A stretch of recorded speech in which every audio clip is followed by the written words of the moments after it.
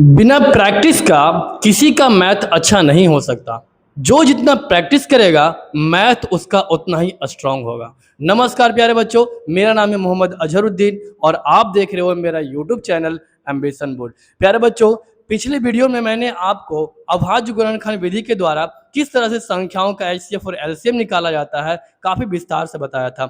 आज के वीडियो में मैं एक काफी इंपॉर्टेंट क्वेश्चन लेकर आया हूँ। क्वेश्चन मैंने बोर्ड पे लिख रखा है और ये क्वेश्चन कई बार बोर्ड एग्जाम में रिपीट किया। हो सकता है ये क्वेश्चन बोर्ड एग्जाम 2027 में भी रिपीट करे। तो प्यारे बच्चों, बिना समय को गवाए हुए चलो आज हम लोग शुरू करते हैं ये शानदार क्वेश्चन को शानदार तरीके से। तो सबसे पहले प्यारे बच्चों, आप क्वेश्चन को देखो, पढ़ो, समझो और बनाने की कोशिश करो। चलो इसका सॉल्यूशन मैं स्टेप बाय स्टेप आपके दिमाग में ठोकने का कोशिश करता हूं। सबसे पहले हम लोग इसका अभाज्य गुणनखंड करते हैं। चलो अभाज्य गुणनखंड करो प्यारे बच्चों। कितने बार में लगेगा ये? सबसे पहले आप 2 से इसे ट्राई करो। 2 तिया 6, 2 एक कम 2, 2 अट्ठी 16, 2 पचे 10, है ना। अब कितने बार में लगेगा? देखो 3 बार में तो ये लगेगा नहीं। 3 के विभाज्यता का नियम क्या है प्यारे बच्चों? कि सारे संख्याओं का योगफल 3 से कटना चाहिए। तो देखो 3 एक 4, 8 4 12, 12 5 कितना रहा? 17। इसका मतलब ये 3 से नहीं लगेगा। तो अब हमें कितना से लगाना पड़ेगा? 5 से लगाना पड़ेगा। चलो 5 से लगाओ प्यारे बच्चों। कितना होगा?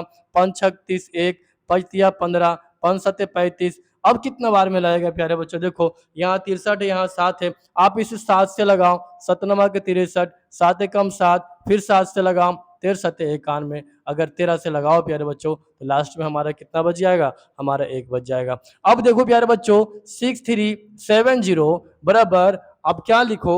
2 गुने 5 गुने 7 गुने, है ना, 7, 2 बार 7 आया है, गुने 7 गुने कितना? 13। ये इसका अभाज्य गुणनखंड आया है। आप इसको ऐसे भी लिख सकते हो प्यारे बच्चों। देखो 2 गुने 5 गुने 7 का स्क्वायर गुने कितना? 13।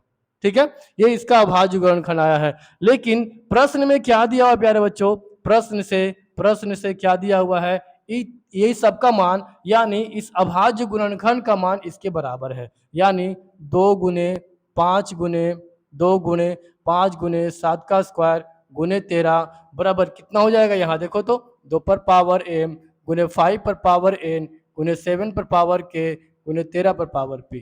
कोई दिक्कत? चलो अब हम लोग आगे बढ़ रहे हैं। हमें क्या करना होगा? अब हमें क्या करना होगा प्यारे बच्चों? देखो यहाँ पर कुछ नहीं तो पावर 1 है, यहाँ पर कुछ नहीं पावर तो 1 है, यहाँ पर कुछ नहीं पावर तो 1 है। बताओ कोई दिक्कत हो रहा है? चलो आगे बढ़े हम लोग। अब देखो प्यारे बच्चों क्या करना है आपको। यहाँ देखो 2 पर पावर 1 है, यहाँ पर देखो 2 पर पावर m है। तो आप क्या करो, दोनों साइड से जो सेम संख्याएं हैं उसको अलग अलग कर दो। देखो कैसे करना है प्यारे बच्चों, जरा गौर से समझो। 2 पर पावर 1 बराबर 2 पर पावर m। ठीक है, तो इसका मान क्या हो जाएगा प्यारे बच्चों? बताओ। देखो 1 बराबर m।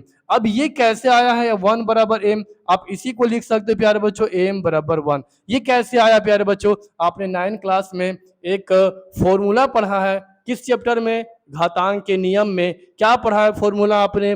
x पर पावर m बराबर x पर पावर n हो तो m बराबर m। क्या आपको याद है? अगर नहीं याद है तो आप इसको अपने दिमाग में सेट करो। चलो अब हम लोग आगे बढ़ते हैं। इसी तरह से प्यारे बच्चों देखो, इसी तरह से पुनः हम लोग क्या करेंगे? m का मान कितना आ गया? बताओ। m का मान हमारा कितना आया? बताओ।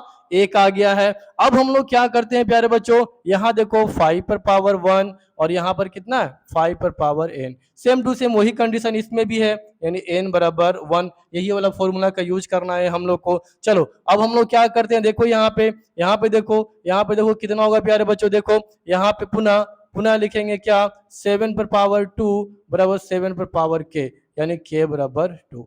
इसी तरह से प्यारे बच्चों अब हम लोग क्या करते हैं? 13 पर पावर 1 बराबर 13 पर पावर p। तो यहाँ पर क्या होगा? यहाँ पे 1 बराबर p, यानी p बराबर 1। तो इस तरह से प्यारे बच्चों हम लोगों ने क्या किया है?